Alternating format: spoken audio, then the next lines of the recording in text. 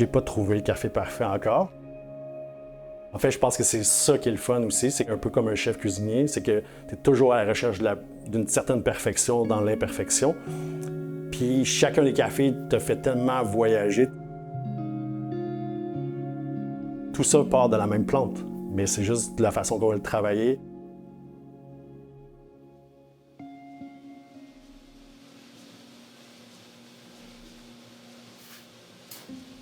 Bien et Bonheur, en fait, on est un atelier de torréfaction qui fait l'achat de café. On essaie d'importer le plus directement possible le café. Comment ça a commencé? C'est d'une interrogation générale, en fait, dans ma tête qui disait pourquoi que le café est bon à une place puis moins bon à l'autre. Fait que je me suis mis à faire des recherches, je me suis rendu compte de la torréfaction, fait qu'on a investi dans un petit torréfacteur. J'ai emboucané la maison plusieurs fois, puis bu du mauvais café, bu du très bon café. T'sais, on peut prendre le même café, on peut le donner à plein de torréfacteurs différents, mais tout le monde a une vision différente du café, tout le monde a un palais différent, fait que tout le monde va le travailler un peu différemment. Quand on importe le grain de café, il arrive, il est vert. Donc, nous, on a le torréfacteur, on va mettre le grain dans le torréfacteur. Il y a plein de sondes qui vont venir prendre la température du grain, qui vont prendre la température ambiante, l'humidité et tout ça. Donc, nous, ça va nous créer une courbe de torréfaction. C'est vraiment avec cette courbe de torréfaction-là qu'on va faire sortir les arômes. Il faut comprendre que dans le café, il y a plusieurs processus. Tu peux avoir lavé, tu peux avoir naturel, tu peux avoir fermenté.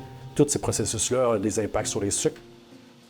Il y a un peu comme les cépages dans le vin, il y a énormément de variétés botaniques. Fait que même ça va aussi donner des quantités de sucre ou des arômes un peu plus différentes. Là. Puis la façon qu'on va le travailler sur le torréfacteur va impacter le goût final. C'est de jouer un peu avec la nature du grain.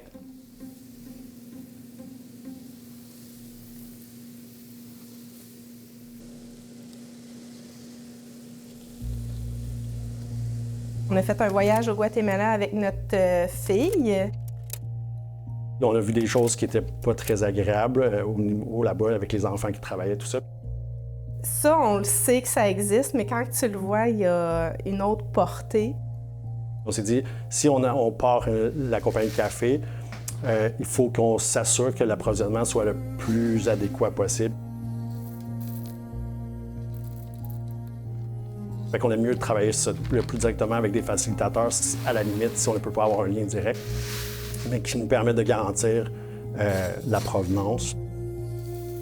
Ça commence vraiment à partir de leur terre à eux, du sol qu'il y a là-bas, comment ils traitent la terre, comment les gens sont traités aussi. Fait que tous les cafés de 5 origines portent tout le temps le nom, soit de la ferme, soit du producteur, ou soit le nom de la famille là, qui est là. Fait que pour nous, c'est très important d'avoir toujours cette transparence-là parce que c'est pas nous autres qui fait pousser le café. Là.